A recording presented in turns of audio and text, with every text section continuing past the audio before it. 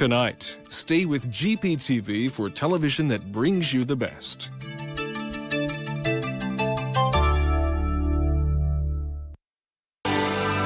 This is GPTV, your PBS station, serving Atlanta and all of Georgia.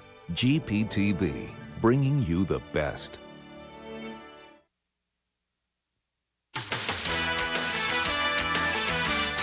Georgia Public Television presents the 2001 Georgia High School Association Boys State Basketball Championships.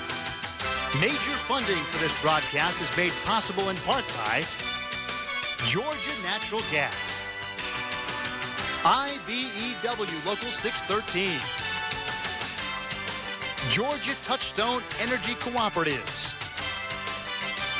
and by South Trust Bank. Live from the Centerplex in Macon, it's the GHSA Quad A boys basketball title game between the Doherty Trojans and the Maize Raiders.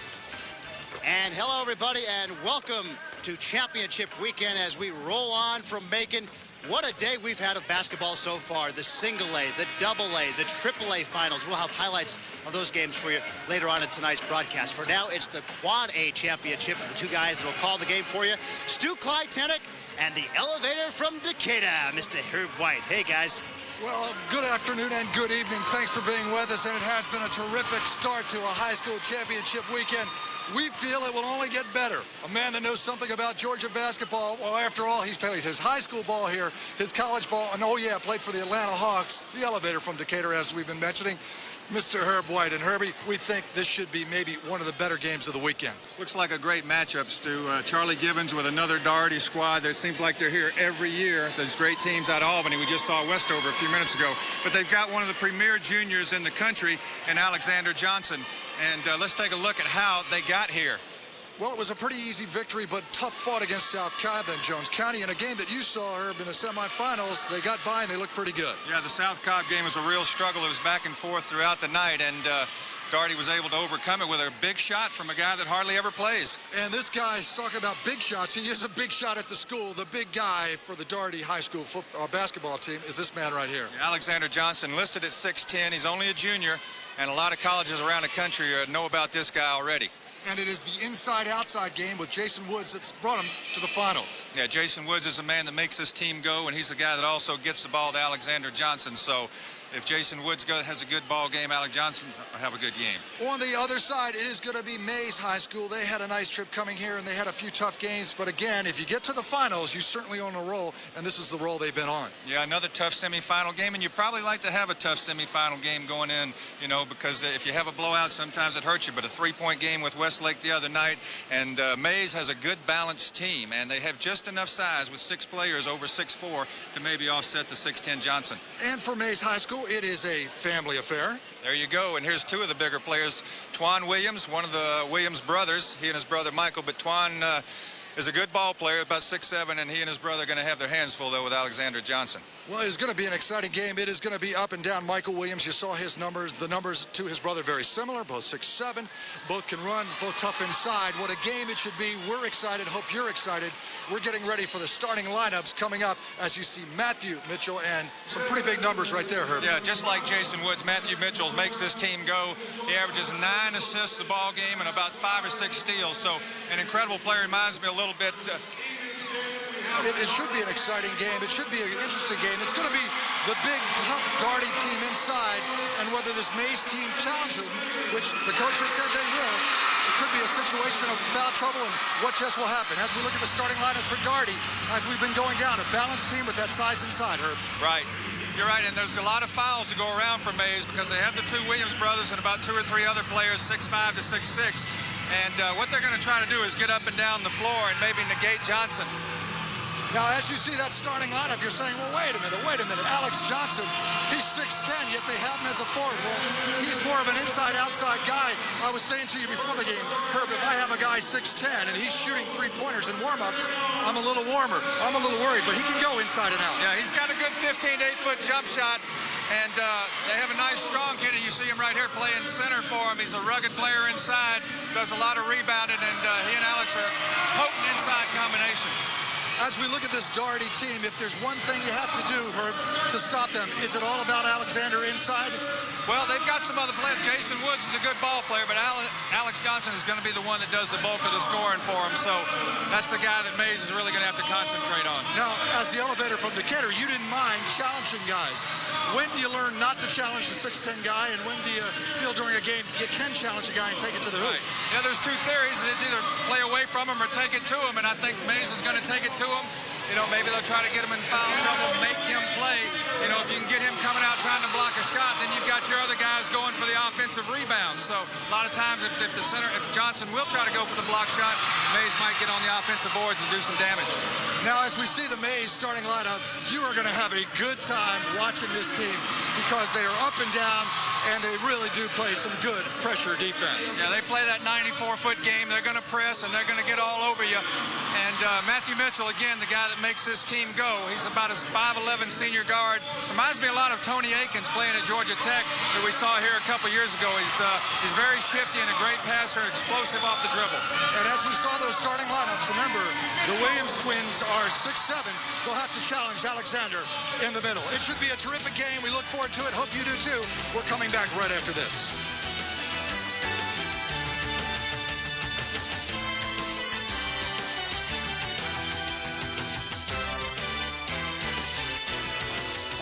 Broadcast of the GHSA Boys and Girls Basketball Championships is provided in part by the following.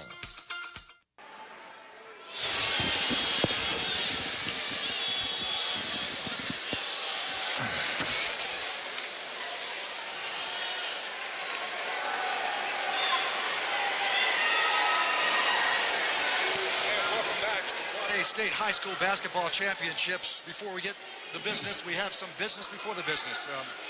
Someone getting an award that you're very familiar with. It has a lot to do with high school basketball in the state of Georgia. It's meant a lot to this tournament. I know he's meant a lot to you. Yeah, Tommy Guillebeau is going to receive an award from the city of Macon and the Macon Centerplex. He's getting a presentation appreciation of his efforts in bringing basketball state championships for all classifications, boys and girls, to Macon. In 1997, Tommy Guillebeau brought all the games here with the girls playing in the new section of the complex. They were playing in the other gymnasium other than the main gym before, but the girls got so popular and grew so much that they decided to move everybody in here. And now, of course, we have a two-day affair with boys and girls taking either Friday or Saturday and playing all day long. And Tommy Guillebeau's done a lot for the Georgia High School Association in his tenure there. He's stepping aside at the end of this school year. And the gentleman beside him, Ralph Swearingen, in the middle of those two gentlemen out there, will be the new executive director for the GHSA, and no doubt it's going to continue on in the footsteps of Tommy Guillebeau. You know, I've been lucky enough to see state high school playoffs in a lot of different places, Georgia, Missouri, my hometown of Washington, D.C., and Maryland, and it has not done any better than it is here in Georgia. I mean, we were talking about it before the game. The crowds come in, the crowds leave, and for the next games. It's a terrific site. It's a terrific city to have it, and it's well done. No doubt about it. It's centrally located, and everybody seems to enjoy it here. There has been some talk, I know, from some of the northern coaches because the South teams get to play some extra games here, but, you know, we've got some northern teams in the finals, so I guess really it doesn't really matter if you're playing good basketball. Well, as they say out in Las Vegas, shall we get ready to rumble and see what we've got here? It is Mays against Doherty. It is going to be an interesting game, an exciting game. So let's get underway for the Quad 4A championship here in Doherty. And again, we know what Mays has to do, attack the big guy in the middle for Doherty to be successful tonight. Well, they've got to get the ball to the big guy in the middle and get him some points and stay on the boards, even though, you know, Alexander Johnson's the biggest guy on the floor. This Mays team is a very, very good rebounding team, and they're going to go to the offensive boards. And by the way, Stu, good to have you back in Georgia again after your long hiatus, and congratulations on your recent marriage. Well, I appreciate that, and so does my wife, who's probably watching it and taping it for us.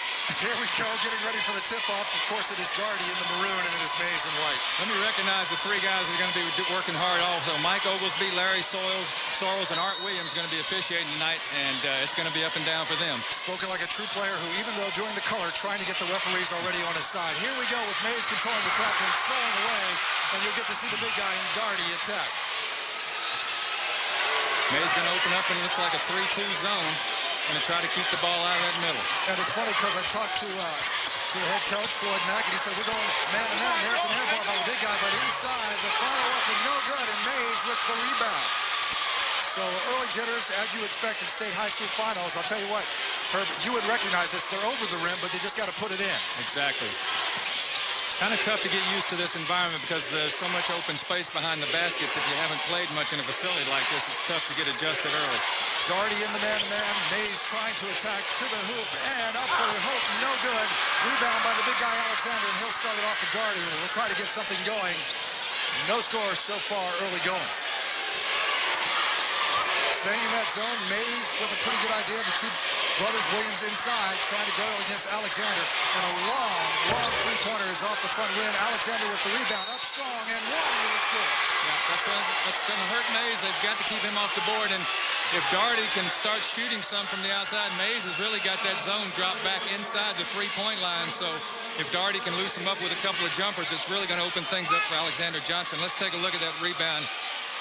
Big, strong guy. Didn't even know he got fouled. How important is it to keep him from getting off to a great start? Does that matter, or is he the type of player that will just keep going as he hits the foul shot? 3-0 Doherty.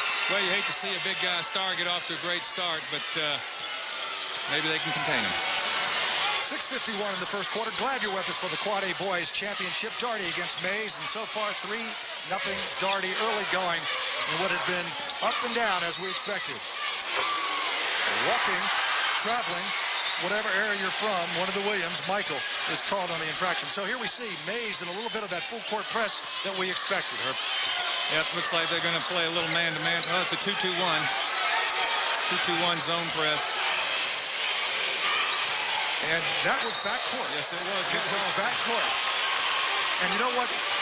I don't know if your coach at Georgia always told you, but Frank McGuire at South Carolina always said, you want to break the press? The key man is your big man. Let him get the ball and let him try to attack it. That time Alexander got it, but that step over half court. Got to be aware of where you are on the court. Mays trying to get it going.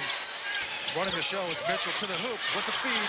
It doesn't go, and here we go with Doherty looking for the shot. Not running at every opportunity, but trying to look inside. The long three-pointer, no good. Rebound, Mays. And they're all over the board, the Williams brothers especially. To the hole and up and good. Marcus Long with the layup, 3-2, 6:01 first quarter. Doherty up by 1. Well, he was close to the backcourt again that time. He's trying to move him 3 feet one way or the other to avoid another backcourt call, Steve. Well, when you got feet that big, maybe it's tough. Inside to Alexander, wheeling and dealing. The left-hander up and no good. Off the boards comes Mays. Nice rebound. One of the Williams brothers, and you'll be hearing us call them a lot tonight. Matt Mitchell, a real magician with that basketball out there on the point in the wing. He can throw some. Yep. He can throw some nice passes, although that wasn't one right there. All right, if you're keeping the statistics, that's jinx number 1 for Herb White on a player as Doherty tries to break this Mays press, and it is a disguised press. It looks sort of man-to-man, then they take a man, then it turns into the 2-1-2. And back and forth Doherty goes. There you see Charlie Gibbons, coach of Doherty. Jumper outside is called off. It would have gone had there not been a call. That was Jason Woods with a three-pointer. So we've had 2 baskets waved off with the traveling calls. A little bit of tightness in the early going. 5 minutes to go, still only 3-2. Doherty by 1. Oh, a little tricky dribble there into the hole. Matthew Mitchell has a few moves. He's got that shifty left-hand move, just like Tony Akins, who we saw here 3 years ago in the state finals. Those lefties are always shifty. You know that, Stu. Yes, I do. Mays will take it out of bounds. It wasn't a shooting foul. Trying to look inside. No good off the back rim, and Alexander all over the boards, as were 2 or 3 other Doherty players. So here we go. 3-2, 4:57 left. Doherty up by 1 with the long three-pointer. It's up. It's no good. Alexander inside with the rebound. The right-hander is no good. Keeps playing volleyball, and again, Mays doing a pretty good job after those misses. Well, they're letting him play. Looked like some contact when Alexander went back up, but they didn't call it. Jumper no good. Up, and that looks like it was a jump ball. Or at least someone will get possession. That was Michael Williams, and we might get them mixed up maybe. Michael is 43, number 43. Twan is number 31, identical twins, 6'7". So Doherty will try again to attack this press and get an easy hoop. Alexander's been getting good looks, Herb, just haven't fallen. Mays with just enough size to bother him. Doherty looking inside there, and there is another turnover. And we told you before the game, Mays is scrappy. They like to press, they like to run the ball, and they're doing that in the first quarter.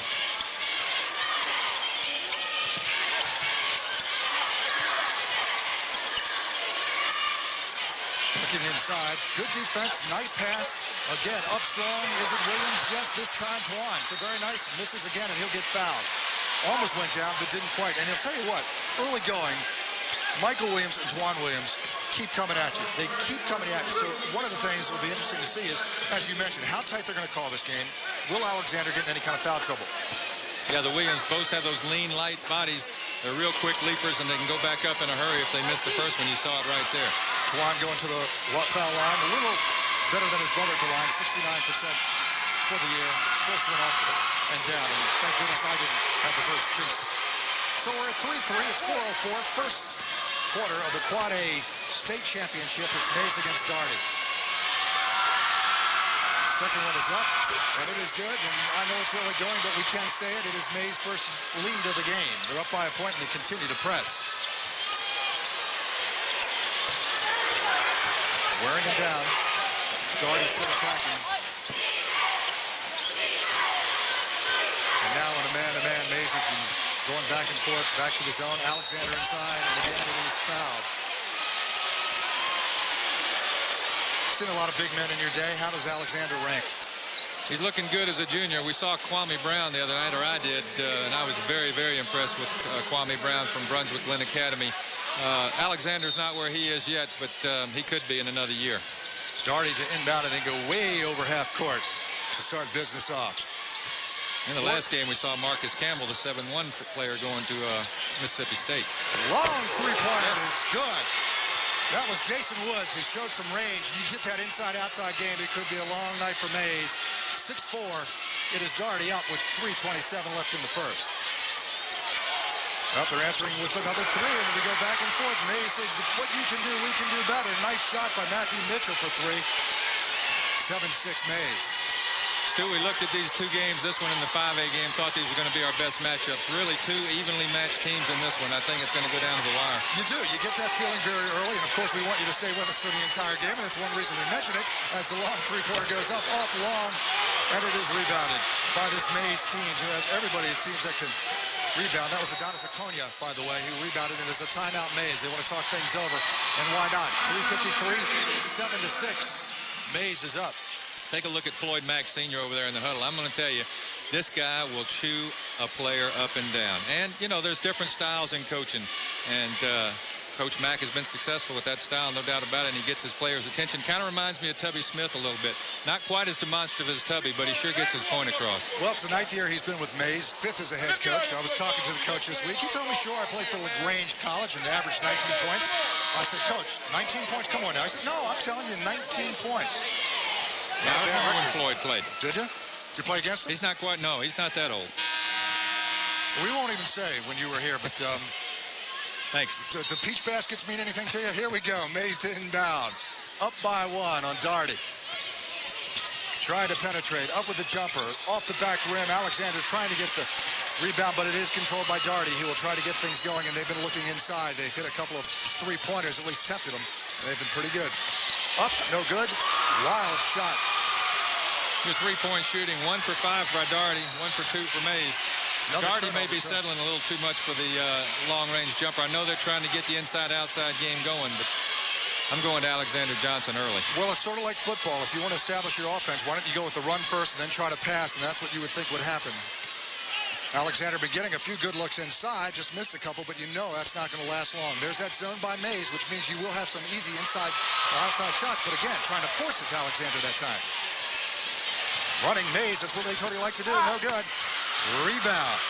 Michael Billings, who will try to start things off. Michael taking it to the hole, looking and pulling back, the smart thing to do because Mays got back on defense. There's another jumper, high, long arches. You got to call that one, don't you, Stu? You do have to call that one. John Haynes is looking over saying, I'll call it next time. It all counts as 2. 8-7. Darty takes the lead. 1:50 left in the first quarter of the Quad A Finals. Oh, nice fake. Nice move. Nice move. Very nicely done by Matthew Mitchell. And we go back and forth and still pressing with that stamina is Mays.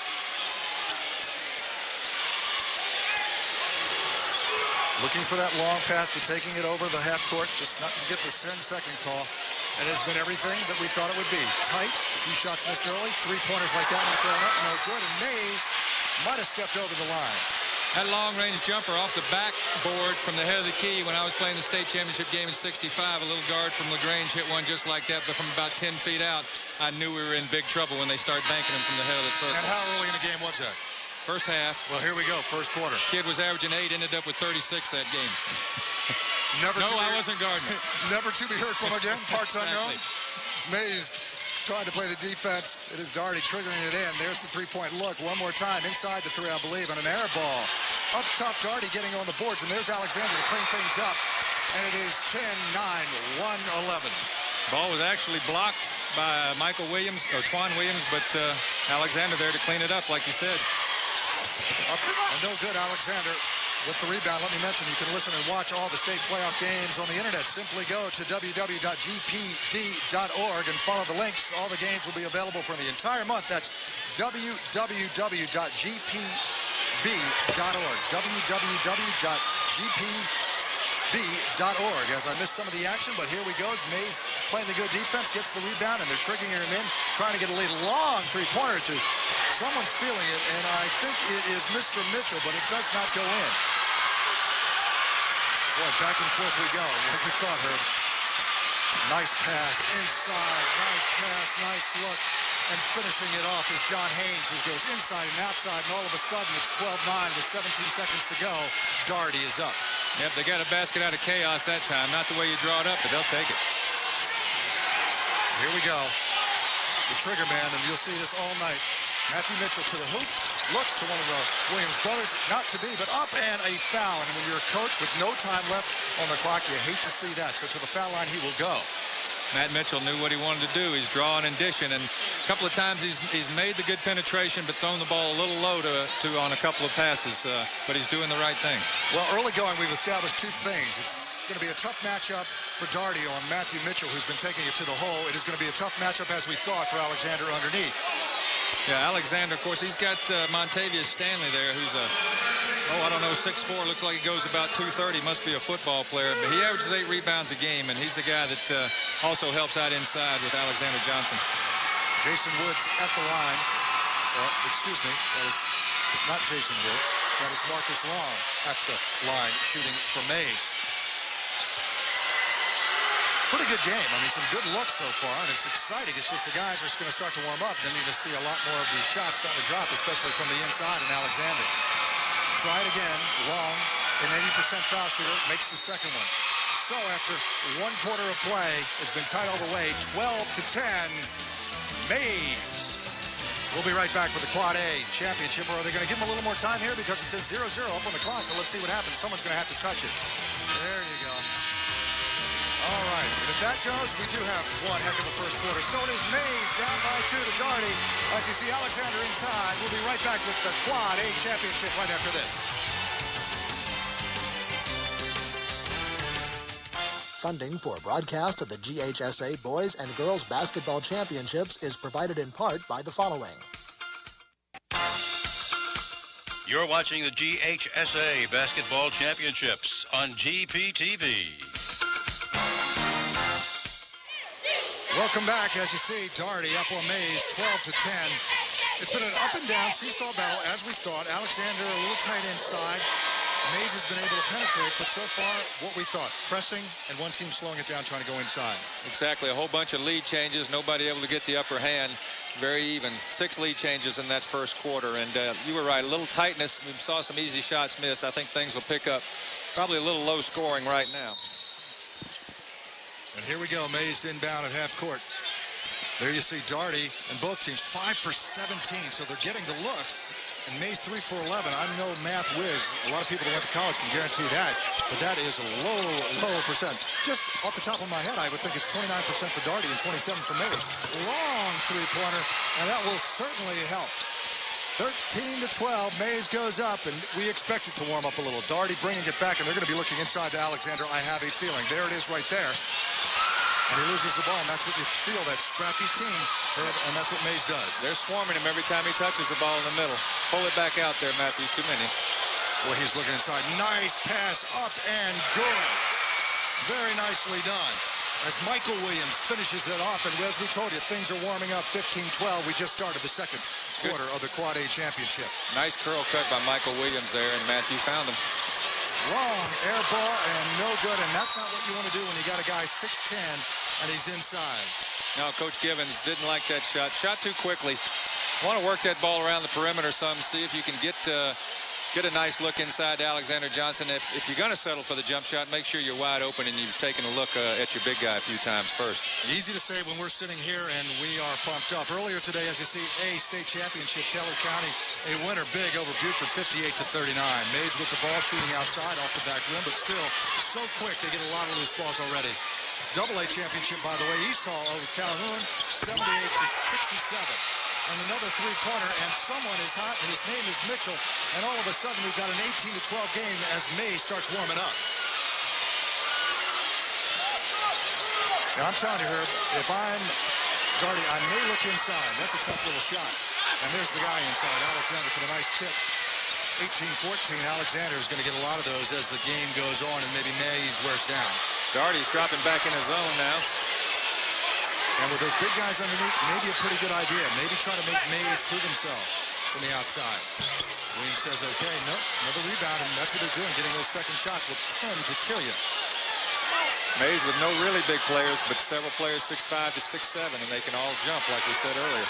Well, I'm going to tell you one thing. Matthew Mitchell is calling for the ball. He's doing everything but sending up smoke signals, and he's got it right now. When you get that feel, you just want to throw it up.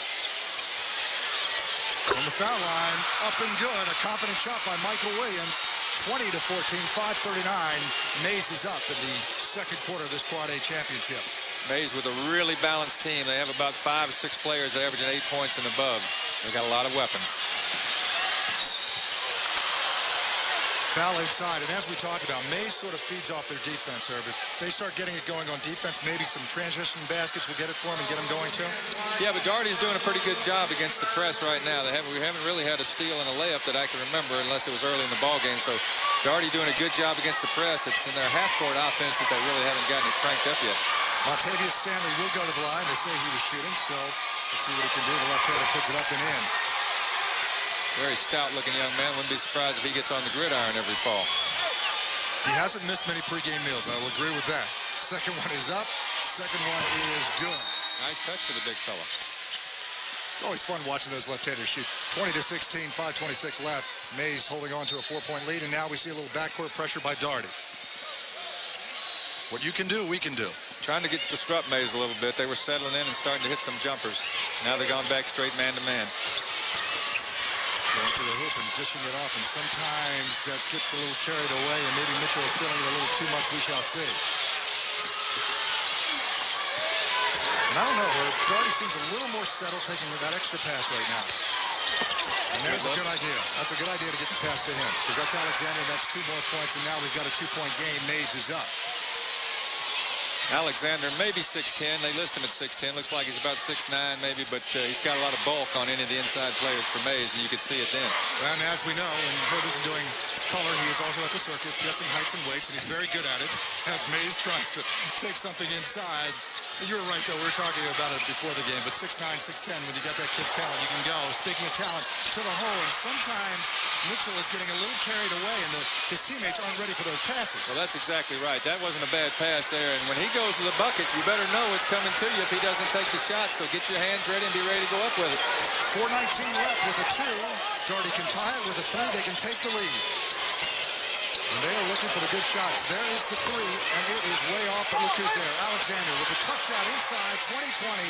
It is not the show. It's the score of the game, and it's 4:06 left, and Alexander's starting to take over a little, Herb. Yeah, he really bullied his way back with that one. He put the forearm in and went up strong with it, and Floyd Mack does not look like what he's seeing right now. Long three-pointer, no good. Rebound by Darty, and I think off their knee. Let's see.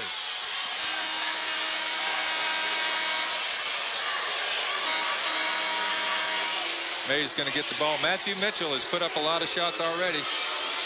He's feeling it. Juwan Williams, how do you feel when your brother comes in for you? I guess it's okay. It's better that way. That way you don't feel so bad when the coach is taking you out. Mays to trigger it in, trying to take a lead. They've had it most of this second quarter, but now it's tied 20-20. Well, as long as they don't give him any of his fouls, I'm sure he'll be all right with it. 3:41 left. Tight as we thought. Mays looking inside. All right, we've got a box and one now. Looks like they're man-to-man in Matthew Mitchell and playing zone on the inside. Oh, that's a tough shot. And it does not go. And a fight for the ball, and Mays ends up with it again. So quick. That was another good play by Marcus Long, who got it into the hole they will go. And I'll tell you what, Matthew Mitchell, when you're a player, you know you're quicker and you can take it to the hole, you will continue to go to the hole. It's a good idea. He's creating a lot in there. Picked up the foul then on the drive. He has turned it over 2 or 3 times, but you can't change your game at this stage. You got to go with what brought you here.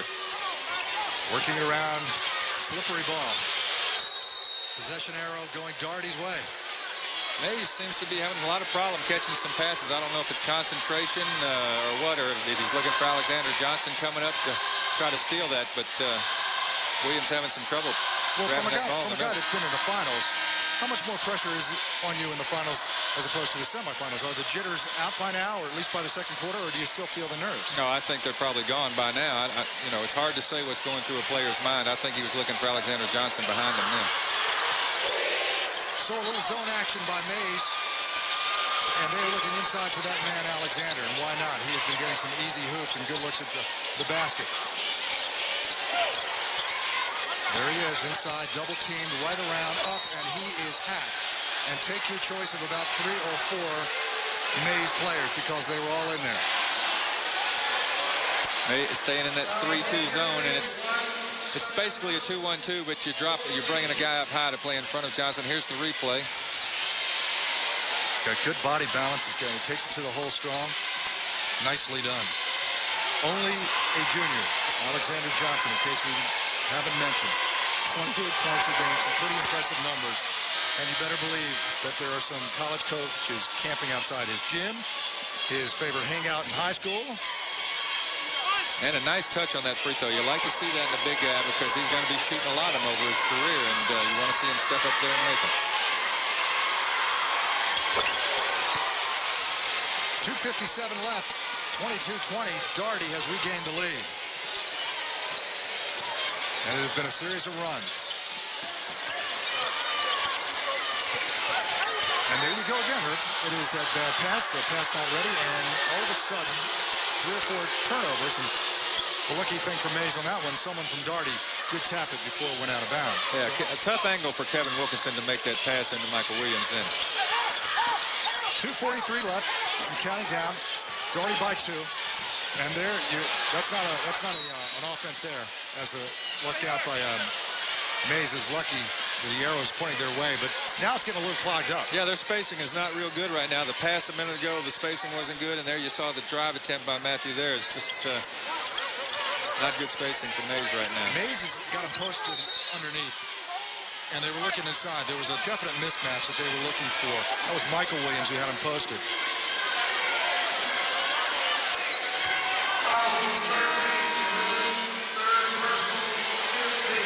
Third personal there. Here comes the beef, too. Montavious Stanley back in for Daugherty. They list him at 6'4", and I bet he goes about 225.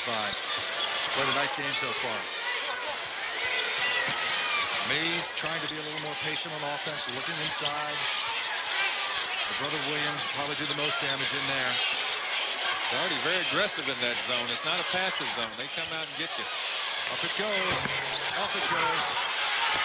And there he is, just in the game to do that very thing. Rebound.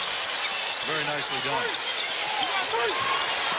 Daugherty way outside with a three-pointer off the backboard and not even close. And sometimes if you're Jason Woods, even though you're feeling it, you might want to pull it back a little and look inside. 1:58 left, 22-20. Daugherty still holding on to a very, very slim lead. Floyd Mack, last time down, told Mays, spread it out, spread it out. Let's open this thing out, and it might not be a bad idea. Spreading it out they are. To the hole, but way off. Intimidation right there as Alexander Johnson made him shoot that ball completely over the basket. We've been talking about runs, but really no one's been able to run away. Long three is an air ball. Tied up underneath that will be a jump ball possession arrow going Mays' way. I think if you ask both coaches right now, they'd say they're not playing their game. I don't think either team probably playing up to their abilities, but sometimes when you're playing against that great competition, it can take you out of your ball game, and you get the feeling that whichever of these teams heats up and gets into their tempo first is going to win this ball game. First one that makes a run maybe wins? When I'm talking about a run, maybe 10, 12 points.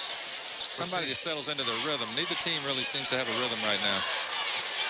Well, as far as the three-pointers go, maybe they should hold off on those in the second half. 1 for 10 for Darty. Mays 3 for 7.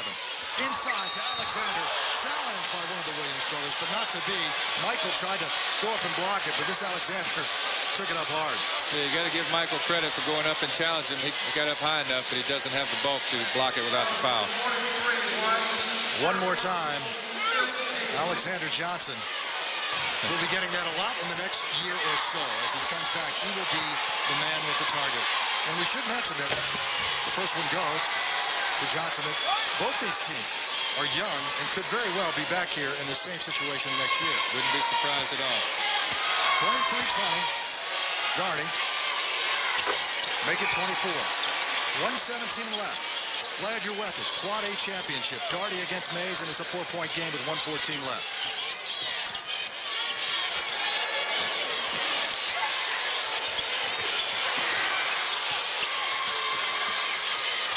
Williams brothers short. I think Johnson got a piece of that one. And one thing this Darty zone has done is slow down Matthew Mitchell on the penetration. Well, you want to get a little momentum carried into the halftime, get a good shot, maybe even go to the foul line. 4-point game, 6 would be nicer. Up, alley-oop, Alexander Johnson gets it, brings it down. That's very nice. Up and again foul.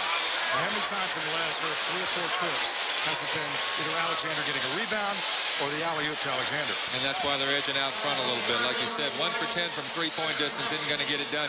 They had to try it early to see if they could loosen this thing up. But now they're going to their bread and butter man. And they just throw that ball up there anywhere, and he goes up to get it. Well, he's strong, as you mentioned. You can tell from the foul shot. Good touch from the outside. And they just keep seemingly trying to wear down this Mays team, and it's like an erosion. It seems like it's working. 41 seconds left, second quarter. Juan Williams goes to the bench, and Kevin Wilkinson comes back in for Mays. Rebounding, you don't like to see that. Good hustle. Right now, I am blocked, and I can't see who was hustling, but it is like Alexander Johnson got over and got it. Good play. Sort of like a little rugby over there. Darty, that is Alexander. That's the shot we saw him practicing. Johnson, 6'10", three-pointer where the coach is going, no, no, no, okay. And he may not want to see that because he doesn't want to see him taking another one, I'll guarantee you. Three-pointer back? No. Rebound Williams, yes. Reset it and take your time, maybe. Mays has 7 seconds to go. Second quarter, last shot time. Will they get it? No, they won't. They will not. The steal, and there's Williams with a long shot. It will not count. And at halftime, with a late run, Darty going inside to Alexander Johnson has taken an 8-point lead, 28-20. And Herb, maybe that is previews of what may just happen in third and fourth quarter. Yeah, Alexander Johnson really began to assert himself there. Our man on the sidelines, Rob Tribble, he'll be keeping us updated on what the coaches think. Let's go to Rob. Rob, first half, pretty good.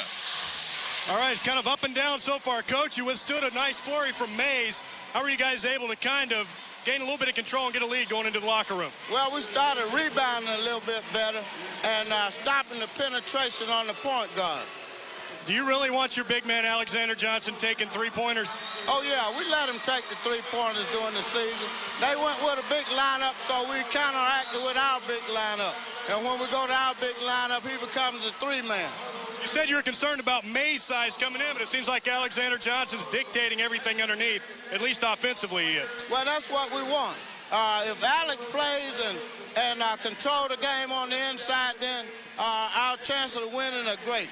All right, that's it from the parquet floor. Let's go back to you, Stu. All right, Alexander Johnson, only a junior in 6'10". I'd let him take three-pointers, too. He's coming back for another year. 28-20. It is Darty up on Mays. Quad A championship. Come right back. We're back after this.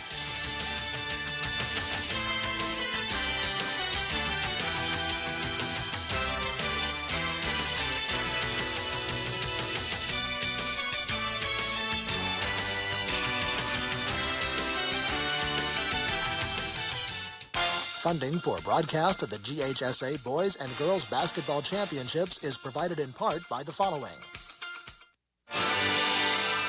This is GPTV, your PBS station, serving Atlanta and all of Georgia. GPTV, bringing you the best. You're watching the GHSA Basketball Championships on GPTV. And welcome back to the Centerplex in Macon. We're here at halftime. Doherty leading Mays 28-20. The 5A game coming up. The two teams are warming up, as you can see on the floor right now, the Savannah Blue Jackets and the Brickmar Patriots. Right now, again, once I said we're halftime, Doherty leads it 28-20 at the half. Let's go courtside and Rob Tribble. Hey, Rob. Thanks, Gary. I'm Gary, Jim, whatever your name is. I'm with Doherty principal Charlie Frazier. You know, things are really going well down at your school. You won a basketball title in '97, a football title in '98, and you're knocking on the door of another title now. What is it about that Albany City school? Well, that's one of the schools that has some pretty good athletes since in the 4 years that I have been there. And we've been knocking on the door in basketball now. For the last year, we made it to the semifinals, and this year we're back in the finals, and we've gotten all the way to the final game. And tonight, it's looking pretty good for us right now because we have an 8-point lead, and we're hoping that we can hold on. May's kind of quick, but I think we can hold on because we've had these kind of games all season long. And we played the team that won the AAA state title in Westo. We played them 3 times, and that was great competition for us. I want to ask you about John Reynolds, a great high school coach, had passed away recently. I had a chance to do a couple of features on him. Wonder what a wonderful man he was and a credit to his profession. How much has he missed down there at Doherty? Well, he's missed an awful lot because I think it kind of had an effect on our team and their performance during the past season because that was an off year for us. And we don't think that we would have had that kind of season if it had not been because of his passing. He passed in August, and we had that hanging over our heads. But we think now that we're back on the right track and we can put it all behind us now and we can get back on the right track that we've been on since he's been there. Well, it's people like Coach Reynolds and Coach Givens has really put you guys on the map. All right, let's go back to Jim Ginocchio. All right, thanks a lot, Rob. Well, I tell you what, been a big day. We've had single A, double A, triple A games, halftime of the quad A game. We've got a lot more to come to you here on GPTV. We'll be talking to the new executive director of the GHSA, Ralph Swearingen, after this ball game. So look forward to that interview with Dr. Ralph Swearingen. Okay, we go back down courtside now, and Mr. Rob Tribble. It seems like I'm spending an awful lot of time with the principals. It's kind of like my days in high school anyway, so I'm used to this. This is Ronald Brown from Mays High School. You guys are looking for your first team title in any sport. How much would it mean to finally get one tonight? We came here to win tonight. Would mean a whole lot, not only to Mays High School, but for the city of Atlanta, Atlanta Public Schools in particular. So just tell me a little bit about this team, how they've done this year. They've done very, very well. I think we have about 4 seniors on the team. Point guard, basically a D1 player, but they've played in the tournaments over the Christmas holidays up in North Carolina. So they've gotten a lot of exposure, and they've put themselves together as a pretty good cohesive team. You kind of alluded to the fact of gaining respect for the city of Atlanta. City of Atlanta hasn't really fared too well athletically over the last several years. It's like you're playing for them as well as yourselves. Yeah, we're playing for the whole city of Atlanta Public Schools as well as ourselves. We want to send a message, and hopefully tonight we will get that message sent. I guess right now we're down by 8 points right now, but I expect the kids to come out and kind of take charge the second half. You must like your chances because you're wearing the #1 lapel right there. Let's go back to Jim Ginocchio. All right, thanks, Rob Tribble. And, of course, as I mentioned earlier, we had a bunch of ball games. It all began at 12 noon this afternoon with the Single A Championship. And here we go, Beaufort, Taylor County. Akeem Hardman had a big game and a nice, easy layup there for Taylor County. Edwin McQuarrie, can't count him out. Check out this follow-up on the jam. Beaufort battled back. Rico Brown from downtown with the three-pointer. Antoine McLean, though, was just too easy on the other end for Taylor County. Beaufort hung in there, though. Rico Brown's cousin, Theo Brown, also from downtown with the three-pointer. Wolves were within 10 points at that point. But then McQuarrie just took over with a dunk and another one coming up here. The celebration was on for Taylor County, winning it 58-39 over Beaufort. McQuarrie ends up the game high 17 points. Isaac Brown had 15 points for the losing Wolves of Beaufort. Double A game, a great game. Calhoun and East Hall. East Hall looked tough all the way through. But we begin with Casey Baxter from Calhoun. Had a big ball game for the Yellow Jackets. But the Vikings were just too tough. Derek Jones, check out this three-pointer. No doubt about it. nothing but the bottom of the net. East Hall comes back, Causey to Causey, who finds Ware down the middle. And then I'll tell you what, Mark Causey, what a ball game for Mark. Another big three-pointer there. East Hall was just piling it on. Kevin Anderson down low for Calhoun. The Yellow Jackets hung in there, but it was all East Hall in the long run. I mentioned Mark Causey. He's got a brother named Matt. And boy, I tell you what a game for Matt as well. The easy layup for Matt. And the celebration was on for East Hall, winning it 78-67 over Calhoun. And congratulations to head coach Seth Vining and his entire staff over at East Hall. Now, we had AAA game. Also coming up is Westover and Mitchell Baker. Here are those highlights. And Westover was off and running in the early going. Darrell Williams dials in the three-pointer. Then on the transition, Jarvis Williams with the steal. Derek Haywood with the layup. And Mitchell Baker was on a roll, but back comes Westover. Hey, check out this guy, Greg Tinch. Yes, no doubt about it. And then on the transition, off the fast break. You think this guy Tinch is good or what? 20 points for Tinch on the ball game. Mitchell Baker came back. Quentin Davis from three-point land. But this one belonged to Westover. Darrell Williams from long distance. He had 24 points on the game. And we have to finish it off with this big guy. Look at Marcus Campbell for the dunk.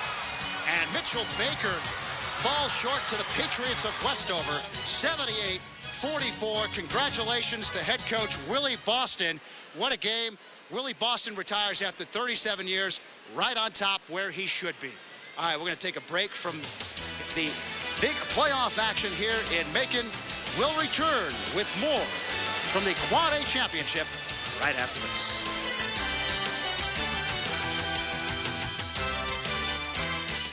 Funding for broadcast of the GHSA Boys and Girls Basketball Championships is provided in part by the following.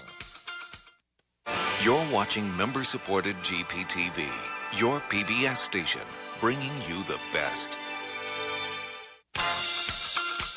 You're watching the GHSA Basketball Championships on GPTV.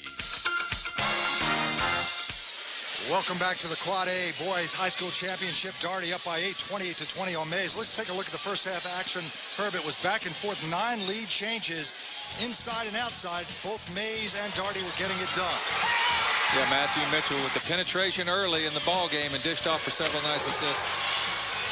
But the story of this game, really, the first half has been the big guy, the big man, the junior, as we see one more three-pointer and a long one by Mays. But Alexander, 19 points, 8 rebounds. Alexander Johnson has been dominant. And why? Well, because he's so big, he's so talented, and he's so quick. Yeah, we're going to get a look at some halftime statistics here in a minute. And as you see, field goal, what we thought, the shooting not that great. But the rebounds is what jumps out at you right there. Daugherty, again, with Johnson controlling the boards, 7 rebound advantage. And there hasn't been, many rebounds that he hasn't gotten inside. And I'll tell you another thing. The 2 points from Daugherty off the turnover surprises me because there have been a lot. Let's see what happens in the second half. Welcome back. It is Mays against Daugherty. And here we go, the third quarter. And Mays off and attacking. And it's that man again to the hoop, maybe trying to establish something early. Matthew Mitchell takes it right to the hole. Yeah, Matt Mitchell in the first half, he hit some threes early, and then he started driving and dishing, and Daugherty went to the zone defense to stop the penetration, and that kind of shut down the Mays offense. That's when they kind of broke down. Their spacing got bad, so they've really got to work on that, and maybe Matt Mitchell can get them going again this half. Mitchell now with 12 points. Of course, had 11 in the first half. He was the one that was penetrating. He was the one that was taking it to the hole as Floyd Mack looks on saying, come on, guys, it's only 8 points now, 7. We can come back. Second one is up. Second one is good. 28-22 just in the third quarter. It is Daugherty by 6. Yeah, the press pays off for Mays right there if they can score. All right. Off of turnovers, we mentioned only 2 points in this game off of turnovers, and it would seem like it'd be a lot different. The long three-pointer by Daugherty and Jason Woods is good. Well, I think Daugherty was about 1 for 11 for 3-pointers in the first half, maybe 2 after Alexander Johnson hit the long one, but the first one they make, and that's going to be big. You know, this pace is really Mays' pace as far as scoring because they only average 52 points a game. Even though they play up and down, they don't average that many points, and Daugherty averages 65 per game, so they're under their average right now, but not by much. Well, we think they're going to heat up. I mean, we saw the shooting percentages at the half, and they weren't that good, but here we go with Mays taking the three-pointer off the front rim, up and down, and it is good. And it is the shooter's role, as we always like to say, Adonis Akonak with the bucket. More pressure. Mays all over it. And let's see what happens. It is quickening the pace. Look out. Saw that one coming. The great jumpers normally do. Nice slam dunk. Like to see those off the back of the rim. You can get your steps down on them. Up and down we go, and we are just in the third quarter, and the pace has quickened. You can feel it. Yeah, Matt Mitchell out of control there. He's trying to force it just a little bit too much. Trying to come back after that slam dunk. Got the crowd fired up here. You'll see it. Watch this one. This is Eric Webster up and down, and very nicely done. 6'5" senior, and he can sky, but is that really skying to you? You've done that many times in your young career. Well, it's skying to most people, Stu, let's face it. But that's a great basket for that kid. He's a senior, and that's one he'll always remember. I'm sure he's going to have a tape of the game, and he'll say, check this out, folks. 33-25, 7:05 to go in the third quarter. Darty still holding on to that lead. Alexander Johnson, as we mentioned, the dominant player for Darty in the first half. And it was the little guy, Matthew Mitchell, doing it for Mays. We want you to watch, always. We'd like you to watch, and we appreciate bringing the game to you. But if you like going to the internet and doing some other things, let me just say you can listen and watch all the state playoff games on the internet. Simply go to www.gpb.org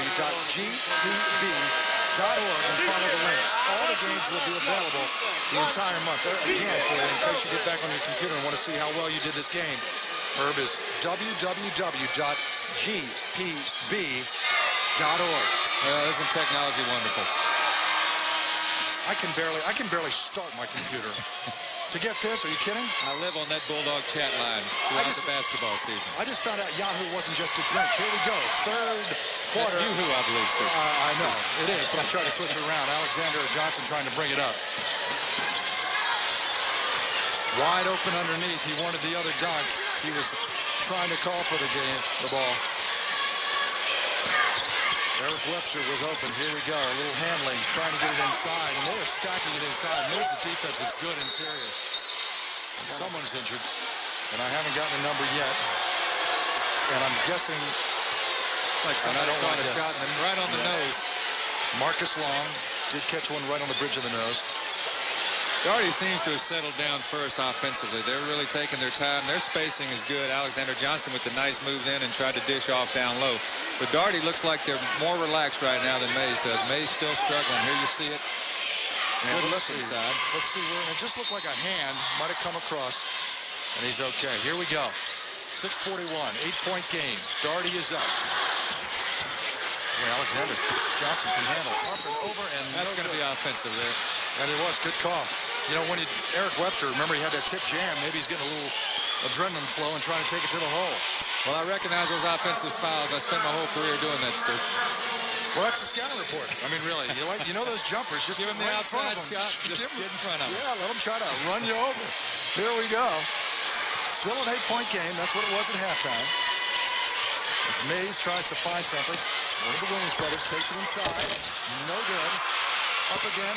No. Staying on the boards. No. Alexander, big toe. Alexander Johnson decides he's going to lead the break. Here we go. Alley-oop. No, I thought it was going to be. But not to be, and why not? Just take it in yourself. That was Jason Woods. Nice drive to the hole. 35-25, Darty. Well, that was a discouraging possession for Mays. They had 5 shots at it and couldn't get it down, and then Darty scores on the easy one. And he was getting into that time of day right there. Nice try by Williams, and it goes out on him where one more bucket, and you might want to think about calling a timeout because this is the run we've been talking about the entire game. That's great action above the basket there. Alexander Johnson up to block that dunk attempt by the Williams kid. Pressure by Mays. They're down by 10. Little under 6 minutes to go. And a little out of control. Let's see what happens. What is the call? Stepped on the sideline. And this is the time where really both teams need to settle down. Darty probably thinks, hey, we got a little roll. Let's blow this thing open. Mays says we got to do something. Maybe they're taking shots they don't want to. Settle down right now. And there's the man to do it. Up, over, no good. Easy shots, Herb, are not falling. Here comes Darty.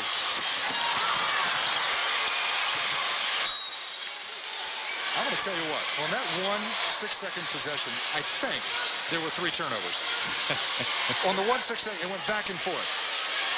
5:29 left, 35-25. Darty up by 10. Mays trying to settle down, trying to get some motion on offense, trying to look for a good shot, and that's what they need. We're needing to go to the foul line. Yeah, I think Mays needs to pass the ball around a little bit. They're shooting a little quick. You know, you get down 10, you look over that clock, and you're still down 10, but there's a lot of time left in this basketball game, and you know, they're just throwing up their shots just a little too quickly. Adonis Acuna will go to the line. He shot 73 from there for the year, and that's what you need. Just slow things down. Get some foul shots.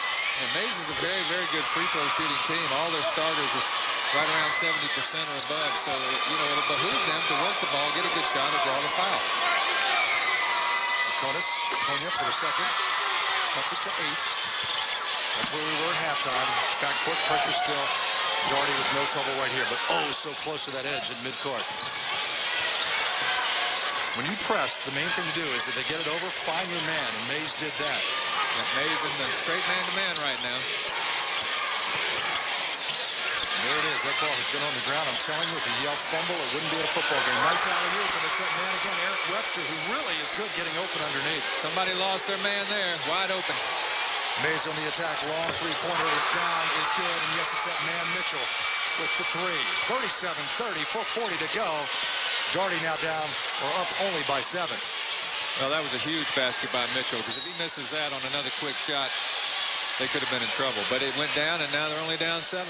Well, you know, we were talking about it. It could go either way, but they seem to have weathered that little storm where you said they missed that easy sequence inside. It looked like you're right. Daugherty was starting to get their offense together, but not to be. Here's the 3. Boy, Mitchell loves loading it up, and loaded he does. Nice three-pointer. We'll come back to live action with Daugherty on the wing. Alexander needs to get outside and underneath. When you're 6'10", just do that. Long three-pointer is good by Jason Woods. He's done that a couple times. And it's back up to 10, 40-30. It's going to be real tough on Mays if Jason Woods heats up along with Alexander Johnson inside. Another three-pointer that comes up about 1.5 feet short. Bad idea by Acuna. But when everybody else starts throwing them up and they start going in, you're thinking, why not me? Here we see that 3 again by Jason Woods. Nice right up in the face. Yeah, he did have a nice little bounce. And you wonder, after you heard what the principal of Mays said at halftime about Mays trying to win this one for the whole city of Atlanta, you wonder if they feel a little pressure in that respect. Well, there you see the shooting, and neither team is burning it up, but they have in the last few minutes. But Mays under 30% shooting, or right around 30%. Long shot by Johnson. No, if that goes, that could have been an omen. Rebound again by Webster, and Daugherty will try to start over with another good shot looking inside to Johnson, who spins, and what moves he has for a 6'10" guy. Well, Johnson keeps those arms up high, and he'll put it on you when he goes for his offensive move, but they're letting him get away with it, so why not? A la Dikembe Mutombo. That Sharpest famous elbows in the league. Yeah, that famous 76er. Glad you're with us on the Quad A Championship Boys game here in Macon. Stu Clytenic, Herb White bringing you all the action. Daugherty against Mays. It's a 10-point game, and there's another turnover. Back and forth they go. Good try by Johnson to get back on court. He's hugging the ref right now. Let's see what Mays can do with the man advantage. That's a nice move. That is a very nice move by Mitchell, who is keeping Mays in this game. Yeah, smart play because he knew Alexander Johnson wasn't down the floor. The shot blocker wasn't there, and they come up with the steal. 2-on-1 fast break. Losing the ball, but look who ends up with it. I have a feeling the foul. Mitchell is holding it in there. What in the world is going on? Some of the Daugherty fans wondering about a traveling call, but I don't think the official could figure out. He never had possession of the ball, so they're not going to call that as a travel. Well, it looked like a kickball here for a second, too. Could have been a kick at half court. Could have been a travel. It's been an interesting game, back and forth, just as we think one team is going to take away with it and run away with it. It doesn't happen. By the way, I don't know if you've heard, but the hottest new program to air on PBS is coming soon. Sure I have. 14 high school students capture their lives on video. Don't miss American High. Starts April 4th right here on GPTV. Yeah, we're starting to try to tune into that teenage audience that PBS has never really reached before. But, you know, with the high school football and basketball, we have our weekly high school show, Prep Sports Plus. We got American High. And we've got another great program coming up in the next several months called Defying the Odds, about some inner city kids. We followed them for several years throughout their careers, and it's going to be a tremendous show. So hopefully get those kids watching public television in their teens and keep them for a long time. Well, you do terrific. I'm just happy to be part of the high school coverage and This is my first year. I know you've been doing it for a while. What a terrific job you guys do. 40-33. If you hadn't moved away, we'd have probably used you, Stu. Well, I'm back. Okay. Mitchell is back, too, and so is Mays. 40-34. It is the closest it's been in a while. Only a 6-point game, and all of a sudden, Daugherty says, let's take a timeout, and let's talk this thing over. And all of a sudden, I hate to say it, but the momentum has changed.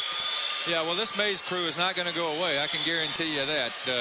They're seeing their, they've got some age on them. They know it's not time to panic. They've settled down a little bit as well. So I think we're going to settle in. And then we talked earlier, I'm looking for a close ball game. Now, both these teams, Mays is certainly pressing. Is that wearing down Daugherty at all, do you think, or no? I don't think so. Daugherty seems to be in good shape as far as the conditioning goes. By the way, don't miss Georgia's only statewide high school sports and academics program. It's called Prep Sports Plus. It's Saturday mornings at 11 o'clock. It's right here on GPTV. Prep Sports Plus, Saturday mornings at 11, right here on GPTV. That press is working for Mays. They are aggressive. They've got a little confidence, and they just seem a step quicker right now. Yeah, they were using the zone press earlier, but now they've gone to the straight man-to-man run and jump, you might call it, trying to double team when they have the opportunity. And their quickness is becoming effective. The old run and jump, jump and run. North Carolina made it famous. Daugherty breaks it. Long three-pointer off the back of the rim. Alexander Johnson tries to get it, but not to be. And when you're making a roll, and when you're coming back, and you're a coach, you don't want your team taking three-pointers. Let's try to work something close. Yeah, again, a little bit of a quick shot. You want to get another bucket up there to stem Mays' run, but they went ahead and took the three. Just 3 minutes left in the third quarter. Mays on the attack. Another one of those passes. Good pass, good look, just wasn't ready for it. Yeah, well, I'll tell you what, because of Alexander Johnson's presence in there, the players have a tendency to try to get the ball up. Kevin Wilkinson was looking for Johnson in instead of the ball. Mays taking their time. That is the man of the hour going to the hoop. He's had a sensational game. His name is Matt Mitchell, and he is running the show and running it well. Daugherty in a straight man-to-man now. One of the Williams brothers trying to post down low. That is Michael. So far, no good. I'm telling you, the coach said look for a good shot, and that is one. It is off by Mitchell, but here we go the other way. Daugherty, now let's see what they can do. And if I'm them, I'm saying, let's see where number 32 is. Yeah, I got to go to the big guy here. Well, I'll tell you, they are scrappy. Mays is all over the court. Long three-pointer. What do we know? What do we know? That is Carr. He is a junior, and nice shot. Perfect timing. 43-34. Long three-pointer again the other way. Johnson with the rebound. Daugherty on the break, and look who's leading it. The big guy, the 6'10 guy. Take it all the way. That is a highlight. Nice job. All of a sudden, it looked like it was close. 45-34, 157. Yeah. Daugherty has extended the lead now to 11. It looked like it was going to be tight at the end of the third quarter. This thing about to get away from Mays. Three-point shooting, warming up, but not by much. Daugherty, as you see, 5 for 16. Mays has hit the same, but taken 4 less. And there's the turnover. Daugherty has the numbers. 3 across the half court, up for the jumper, and nicely done. And it might be time for a timeout. Nice pull-up jumper by Jason Woods. He's been hot. Floyd Mack Sr. over there thinking about it. He may need a timeout. If they don't score here, they're in big trouble. Well, they're trying to open it up again. It is tough because Johnson just is looming back there for anything that is coming his way. And normally it is this guy who is coming his way. There's another turnover, a fourth turnover. And look who has it. Nice pass inside, but little deflection there. And it is getting a little out of kilter for Mays, and they may want to take that timeout. Yeah, Mays is completely discombobulated right now. I'm really surprised that Coach Mack hasn't taken a timeout. 3 or 4 turnovers in a row and thrown a couple of passes that shouldn't have been thrown, and Daugherty can feel it, I'll guarantee you. Now, we should mention that you're used to watching basketball on TV, and sometimes coaches wait for the TV timeout as Luke Johnson tries to go back up again, no good. Johnson with the ball and is out of bounds, tries to save, and Mays ends up with it. I'll explain that point in a second. Let's keep up with the action. And it is back and forth, and turnovers and turnovers. Well, there are no TV timeouts on public television, Stu. No, that's what I was trying to explain. If you're thinking and waiting for a coach to call a TV timeout, it is not going to happen in this network. So what you have to do is call your own timeout. You are not saved by the TV timeout. Maybe some people at home, Herb, were saying, why don't the coaches just, were they waiting for the TV timeout? No. That's right. At the end of each quarter, we have a timeout. Doherty on that run. We've been waiting for one, and they have been on a slight run, 7-2 in the last 2 minutes. What a huge difference that has made. And right now it is 47-34.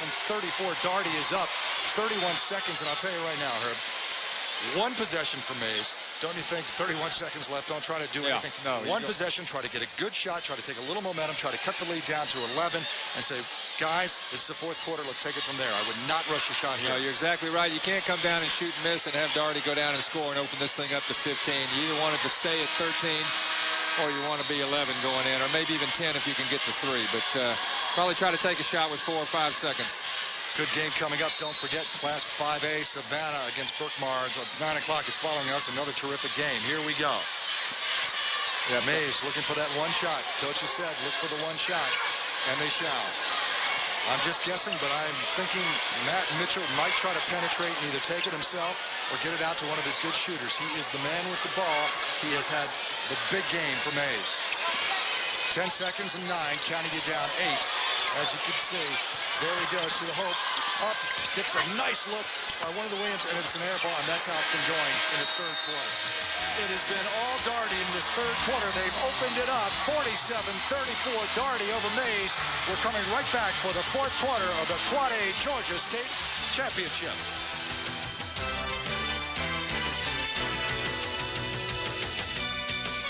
Funding for broadcast of the GHSA Boys and Girls Basketball Championships is provided in part by the following.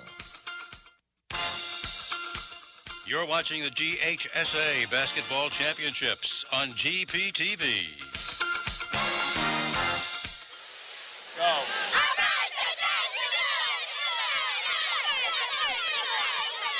Welcome back to the Quad A Boys Championship. Doherty up on Mays, 47-34. Stu Klitenek along with Herb White. We're glad you're with us. And Herb, if you're coaching Mays, what do you have to do to pull this thing out in the fourth quarter?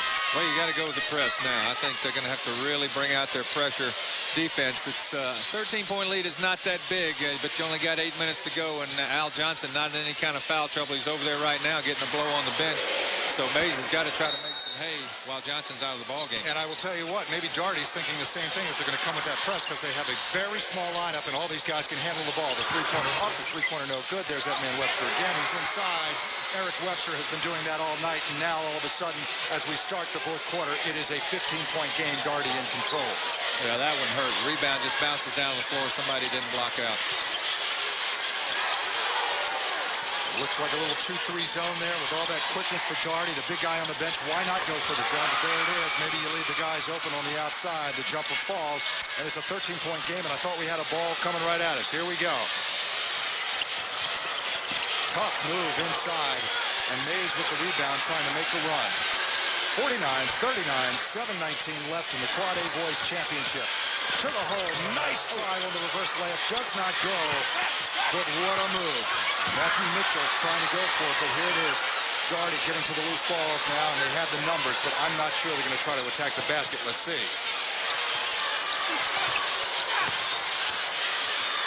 Tied up, jump ball.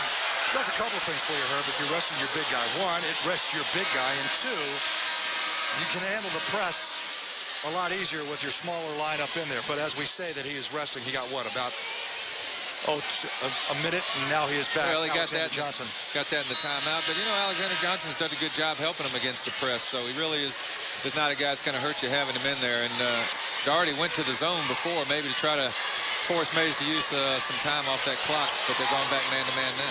It is a 13-point game, and someone on Mays is going to have to get hot, and they're going to have to get hot in a hurry, and this is the man that could very well do it. Matt Mitchell has had a sensational game. Long three-pointer is no good, and you try to get back in a game with something that hasn't been working for you all night. You just got to take that chance and roll the dice, Herb. Well, you know, Johnson is such a presence inside. He hasn't allowed them to get hardly anything going inside all night, so they're going to try to come back with the threes. But maybe try to score off the press. See, they back it out again. Johnson's in there, and they cannot get it. You're right. They're looking at the hoop and then looking and saying, where is Johnson? And when that starts happening, you're in trouble. Evenly played, or fairly so in the first half. It was an 8-point game. Doherty started to pull away in the third quarter, and now 49-36 in the fourth. Mays with the pressure. Johnson trying to bring it up, and it's a cross half court. tell you what, the press is working. I mean, they're getting the ball. They're just not putting it in the hoop when they get it down to the other end. Exactly. You have to convert those turnovers into points. No on that one. 2 air balls in a row on the threes, Stu. I would try to hit mid-range jumpers and try to hit from there, or really try to score somehow off transition. Just what Daugherty is trying to do here. Up, no good. And here comes Mays again. They dodged the bullet then. Yep, Michael Williams with the board.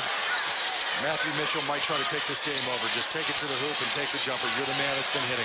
Up, set shot, and good. Michael Mitchell. Finally, Mays gets something on offense. 49-38. Is there enough time? 5:35 and counting.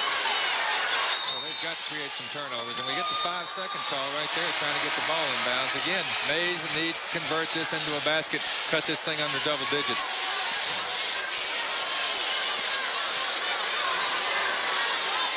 Well, we talked early on, the key to this ball game was going to be how Mays could contain Johnson inside, and he scored a lot of points for Daugherty inside, but the main thing Johnson's been a factor is on defense tonight, because Mays has been looking for him every time they've touched the ball in the paint.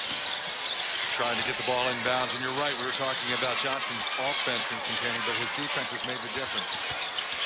What a game that guy has had. Matthew Mitchell sensational, but another turnover.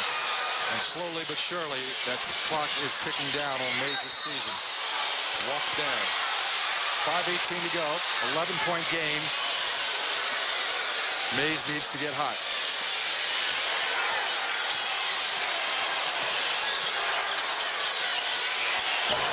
Off the rim, no good. Up and in, and look at those turnovers. Daugherty 12, Mays 11. That's not too bad for a whole ball game, if that's the whole ball game. Well, I think it's great, considering one team is pressing most of the time full court, and the other team is putting a lot of pressure on. So, yeah, I agree with that. The amazing thing is that Mays has had a lot of those turnovers, but hasn't converted on a lot of those turnovers. Exactly. I'd like to see the points after turnovers. I don't know if we have that stat. We probably don't. But well, in the first half, we know there was about 7 or 8, and there was only 2 points off of that. So I'm not much sure that they've done much more off those 11. Inside, nice move. Alexander Johnson with authority, and he'll shoot 2. Nice spin move by the big guy. He's the kind of player that can play a power forward, no doubt about it, or even maybe a small forward, depending on where he ends up. But he can handle the ball. He's got a nice touch. But you don't want a guy like him too far away from the basket. Remember the name Alexander Johnson. Only a junior. And a big-time player. 50-40, 4:56 left. Daugherty has been in control most of the second half. Mays has been scrappy. They've been tough on the boards. They've been tough on defense, but haven't been able to convert. And look at those numbers, Herb. 22. Double-double already, and he's probably got 4, 5, 6 block shots. Not bad. Up and no good, rims out. 50-40, 4:55 left. Mays on the attack. And I have a feeling Mitchell knows if it's going to happen, it's going to come through me.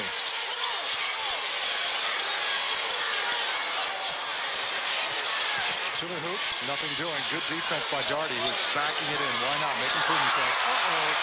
Look out. Alexander Johnson with authority. No good. But would that have brought the house down? Well, we knew that was going to be a meeting at the Summit. Both players up about the top of the box. Johnson trying to cram it down and Mays trying to play defense. But let's watch this one on the replay and see what kind of sky these guys get. The elevator from Decatur. He remembers these days when he would come in and just slam it down. Nicely done. You know, most times it's not for the big guys. It's not so much the slam. It's the 3 dribbles they have to make to get to the slam. Exactly. That wasn't bad. I mean, he could dribble. Normally it's kicked and it's somewhere in another arena. First shot is good. Well, Kevin Wilkinson has twice now tried to block Johnson's dunks and come away with a foul. Pretty tough assignment to try to stop that big guy. 4:31 to go, and look at Johnson's stats again. He's, you know, and I said he's probably got 5 or 6 blocks, Stu, but a lot of times it's not the actual block shot, it's just his presence in the lane. You just see Mays get discouraged as they turn around, and a lot of times he just creates a turnover by his mere presence in the lane. There's something in football, quarterback pressures, where you don't get a sack, but he's had probably 15 pressures. Nice analogy. 52-40, 4:24 left. Daugherty seems to be in control. Mays looking for any ray of hope, and they're looking for it inside and out, and they haven't been able to find it. Another turnover. Daugherty on the run, and they might just pull it up because they don't have the numbers, but maybe not. To the hoop, and that might have been ill-advised at this point. Because right now you're trying to work against the clock as much as you're trying to work against Mays. And remember, no shot clock in high school. You can take as much time as you want. Now, I don't like to see a team go into the deep freeze, even with a lead like this, with 4 minutes to go and take you out of your offensive rhythm. But you also might want to run 15, 20 seconds off that clock every chance you get. Mays brings it on. Daugherty getting their assignments. The big guy back on the bench for Daugherty, Alexander. And look what happens. All of a sudden, Alexander's on the bench, and Mitchell goes to the hole. Daugherty pulling it back out. 52-42, 3:48 left. 3:40 away for a state high school championship for Daugherty. And now they're doing what you said, Herb. They're pulling it back. They're working a weave, looking for a good shot. I'm not sure that was it. And the rebound comes Mays' way. Marcus Long trying to bring the ball down and try to get something going for Mays, and let's see what happens. Johnson doesn't stay out, by the way, very long. Long three-pointer, no good around the rim, and that's just about what you have to do at this point. Mays fighting inside, and Mays has to go for that three almost. Yeah. You're going to have to get a little lightning in a bottle right now. Well, he had the open look then, and he's a good three-point shooter. And Mays just about has to score on every possession now and get a stop on every possession. I look for Al Johnson. There he comes right now. Back in. Takes a short little rest, and I don't blame him. If I had a 6'10 guy that did what he did, I'd call him over for about 15 seconds and say, do you feel good, coach? I've been out for 15 seconds. You feel all right? Yeah, get back in there. Michael Williams is 67% free throw shooter on the year. It's not falling. It's not working. A big-time rebound by Johnson. And Daugherty will wear this clock down. 3:17 left on that clock. Daugherty up by 10. Pulling it back, looking for the good shot, looking for the weave. And this will wear down a team that's been pressing all game long. I say look for an easy layup. It's going to happen. Or it could be Johnson move to the hole and back to the foul line. And for a big guy, he can shoot some fouls. Yeah, it looked like he turned his ankle a little bit on that, but he's going to be all right. He'll walk it off. Johnson probably not quite the physical maturity of the kid we saw the other night, Kwame Brown from Brunswick, but again, a year's difference. And I'll tell you, Kwame Brown, I don't see many guys that I think are ready for the NBA coming out of high school, Stu, but and I don't know what his emotional maturity level is, but he has certainly got all the tools and got the body to go into the NBA right now. Well, you've been talking about him all day. You love him as a player, so it must be something. 3-minute warning to go in the game. 3 minutes, it's exactly up and good, and it's an 11-point game. Daugherty, 53, Mays, 42. The time is running out. Staying back, long three-pointer. It hasn't been going all night long, and the ball is bouncing Daugherty's way, and they've got a break. 2-on-1, up the alley-oop. Not time to get fancy, but is that man again? Webster looked like a goaltend on that one, but not to be called. So here we go, maybe a break for Mays. Up and no good. Did that look like a goaltend to you down on the other end?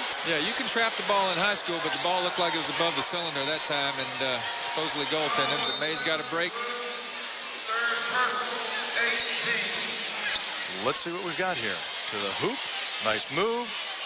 And I really like this guy, Matt Mitchell. I mean, I like his game. He has a way to get to the hoop, and he has a way to find the open man, and he's done it all night. Yep, but just another tough break. That ball looked like it might go, and it fell off, and they surely could have used a three-point play right there.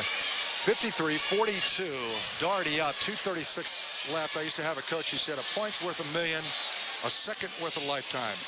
He normally said it, Herb, at this time during the game, when you're down by 11 and the seconds tick away. Let me guess, was that the inimitable Frank McGuire? It was Frank McGuire of South Carolina. Fortunately for some other guys who were pretty good on that team, we weren't down very often, but occasionally we were. It was an interesting game, and it still is an interesting game. Mays is going to have to hit those outside shots. There's no doubt about it, and they haven't been hitting them all game. By the way, the deadline for entries in the Georgia Natural Gas True Blue Scholarship have been extended to April 16th.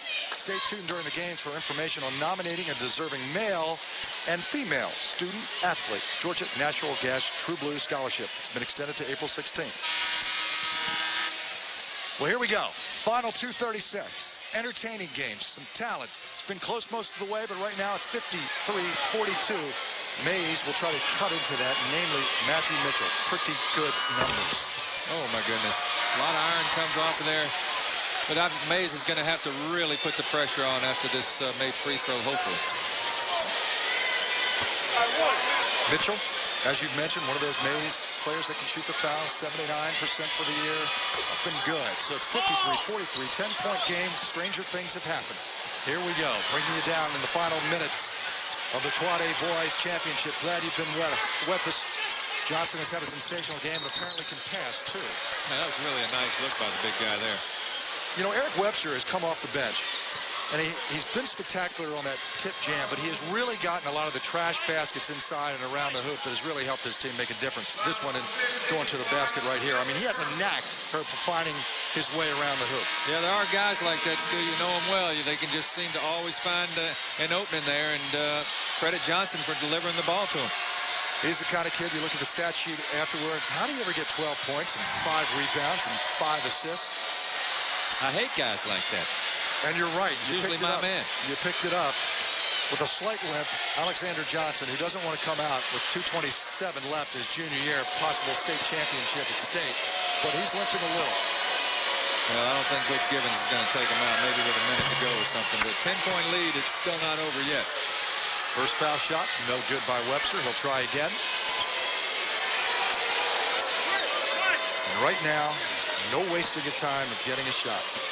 Give the ball to Matt Mitchell from Mays. Let him create something, bring it down. If he doesn't have a shot, kick it out. Second one is up, second one is good. 54-43. Daugherty by 11. And that's what we're doing. Here we see it, and we've seen it all night. Mitchell trying to wheel and deal, and he's got to be frustrated too. Herb dishing off so many times, and guys just aren't hitting the open shots. And this is taking a lot of time off the clock when you were down by 11 points. Inside, what do you know? Turnover. Yeah, Matt Mitchell probably should have fired up the three as soon as he came down. I think Floyd Mack Sr. just told him that. He had a look at the basket when they first came up the floor, and they did it earlier, and now's certainly the time to do it. And we should sometime soon start seeing some intentional fouls. We'll see how long that takes. It's 2:05 left, 54-43. Daugherty in control. Big Johnson taking it to the hoop, and he looked like a goaltrotter, and that might be good night right there. That might have been good night. Let the hymn books, Millie. Church is over. Long three-pointer. Mannequin. And as we're talking, Mitchell hits the three to make it 56-46, 1:46 left. Almost a steal down on the other end, but still Daugherty's ball. Another quick steal and a three, and maybe we do have a ball game. I told you a second's worth a lifetime. The pressure is on. And Alexander's going to try to bring it up and get it back. And there's an open ball, and look who has it. To the hole, up and maybe found. Whoa, what a block. As Mitchell takes it to the hoop, and the last 45 seconds have been some of the most exciting seconds of the entire game. I'm surprised they're still able to use that basketball. I mean, Johnson put a hurting on that basketball. If they needed fingerprints, I think they're on that basketball. You're right, Herb.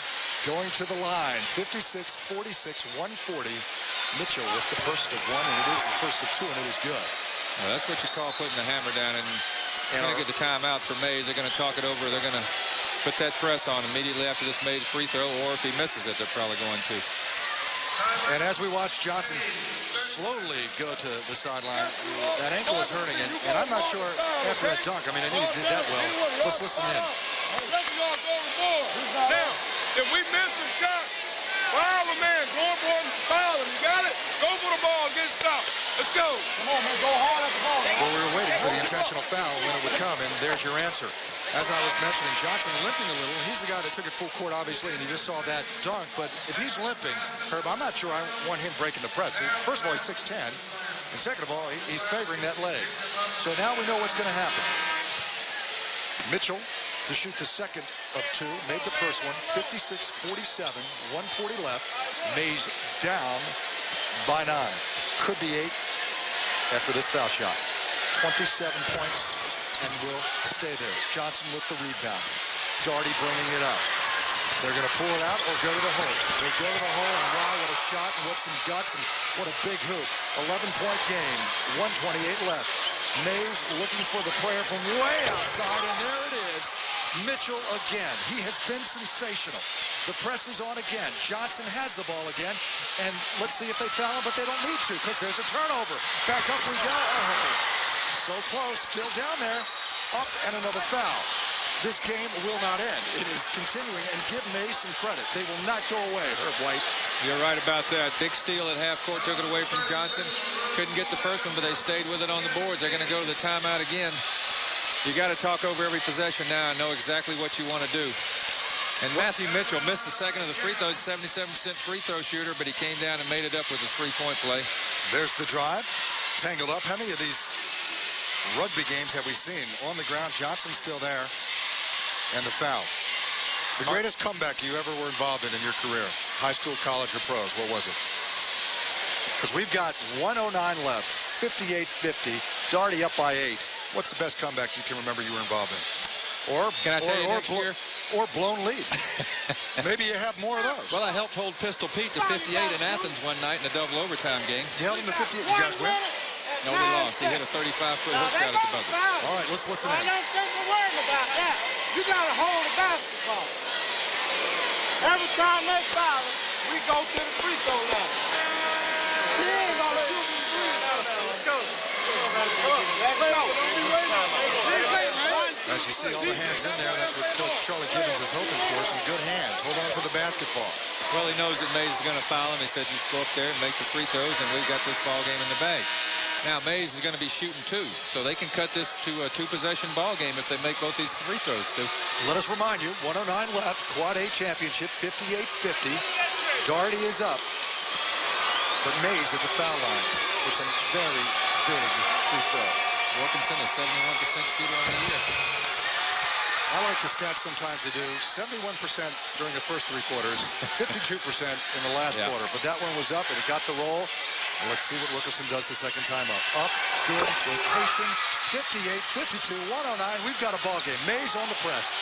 Johnson with the ball, and they're going to foul him. That's the man they want to foul, and a little disagreement. Well, Johnson was falling out of bounds. He didn't want to go out of bounds with the ball, so he decided to see if he could bounce it off Michael Williams, and Michael took a little exception to that, but really not a dirty play or anything. Johnson just trying to keep from getting an out-of-bounds call against him. Well, it's going to get physical. I mean, the coach has said you're going to intentionally foul him. Johnson has been solid from the line today. Been solid from everywhere today. Yeah, well, we knew Mays' strategy. You talked to Coach Floyd Mack Sr.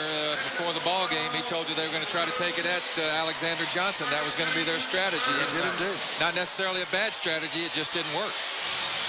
You know, you think you watch your kids, you think you know them, and very well they did, and they were trying to take it, but there was a bit of intimidation in there. Mays has played a terrific game. Mays has played a gutsy game. Do we have an intentional foul call? Maybe. Darty has done what they've had to do.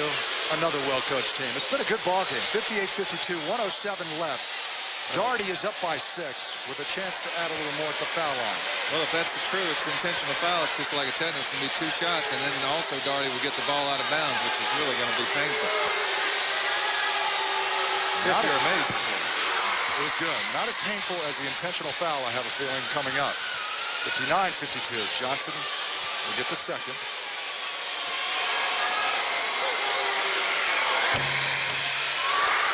And it goes. So 60-52, 8-point ball game. Mays down by 8, 107 left. Well, I don't know what we had there. Maybe it's a double foul? It could be a double technical foul, is what I'm thinking. And then a jump ball at center court. Well, if it was a double technical, there would be a jump ball. And it looks, because they look like they're lining up at center court, and they have to be unless it goes with possession error. I'm not sure this is a rule that we don't have covered right now.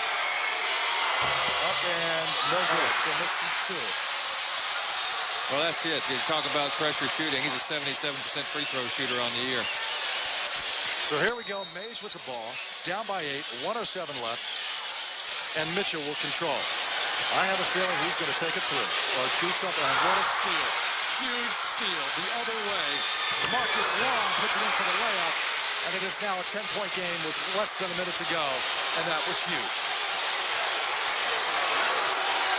Mays needs to shoot the threes. Get a good look. Up. Good. Maybe a little too late. And right now, there's the intentional slap. And we heard that slap right there. There's the intentional foul. Took a pound of flesh with that one. Marquise Wilson scored that hoop that brought him within 8. And now Darty's going to have to do a little foul shooting. Well, the Darty faithful seem to think they have this one in the can. They're on their feet over there and have gone into the victory celebration. And I believe I'm going to have to agree with him, especially if he makes these 2. John Haynes, first one is good. 63-54, Darty looks like they have a state championship with 37 seconds left. Been a terrific game. Good. 10-point game. Mays will just try to throw something up there as quickly as possible. Try to draw a foul. Get a three-pointer up. Good. Off the front rim. And there's that man Johnson again. What's he going to do? Try to go for an assist. Up, in. As easy as that. Marcus Long closes things out. 18 seconds to go. 66-54. As you can see, Doherty closing in on a state high school championship. The fans are going nuts, and well, they should.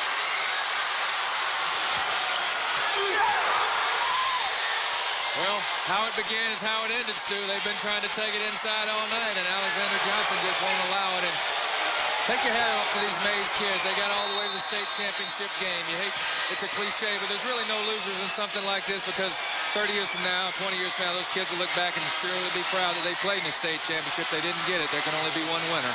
Well, you've got to build around the Williams brothers. They're 6'7", the juniors. They shall return. Build around there, and who knows, maybe next year this state championship will be yours. But this day, it is Doherty's championship, and it is Alexander Johnson, who happens to be a junior, who is coming back too. By the way, we should mention Matt Mitchell was sensational too for Mays. Yes, he was. He'll be playing at the next level somewhere, I can guarantee you that. Was there a point in this game where it turned around? Was it in that third quarter where they made that run? Was it they were totally intimidated by Doherty inside? If I had to ask you when it turned around, was it a play? Was it a moment? I don't know if it was a moment, but, you know, they got it to 6 a little while ago. It was a two-possession game. And then we had the double technical, and then a couple of missed free throws by Matt Mitchell, and that was really it. But you got the feeling that Doherty was pretty much in control of this game the whole second half. Mays made a couple little moves at him, but nothing really that where you felt like Doherty was really in trouble. Doherty has Alexander Johnson coming back, only a junior. Jason Woods, who was impressive tonight, only a junior. Players. Michael Billings, small guy, only a sophomore. So they will be heard from again, and they were heard from tonight. Mays up, not to be, and this should run out the clock. We're 2-1. Your 2001 Quad A champions, Doherty over Mays.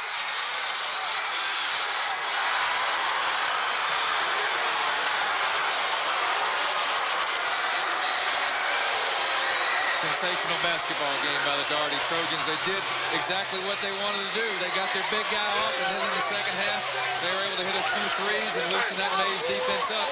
And Alexander Johnson did the rest defensively inside. Terrific game. Mays did take it to him. Doherty did do what they had to. It's a Doherty team. I'm telling you, I hope I'm with you guys next year. I believe it's another team. I mean, there's a lot of talent in Georgia, but I'll tell you what, there are not a lot of juniors better than Alexander Johnson. All right, let's see what the coaches and the players have to say. Let's go back to our man on the court. Rob, what's going on over there? Coach, you got to be breathing a huge sigh of relief. I know you're getting a little bit concerned there towards the end. Mays' pressure was kind of throwing you off. You lost a little bit of composure, but somehow you held it together. How'd you do it? Well, we held it together by leadership. Our leaders came through for us, and we got the ball in the hands of the right people.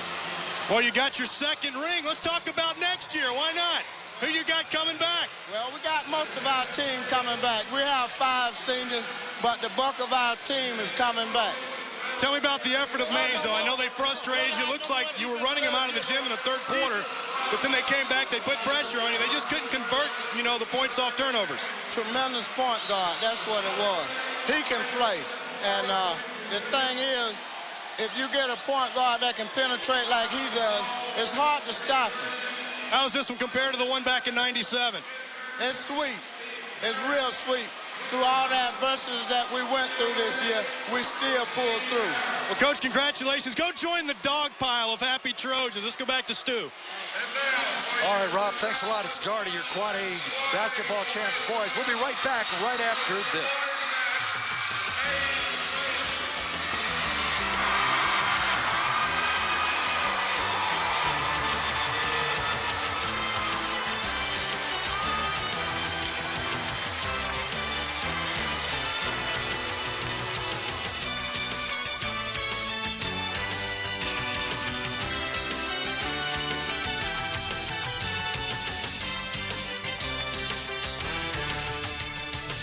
Funding for broadcast of the GHSA Boys and Girls Basketball Championships is provided in part by the following.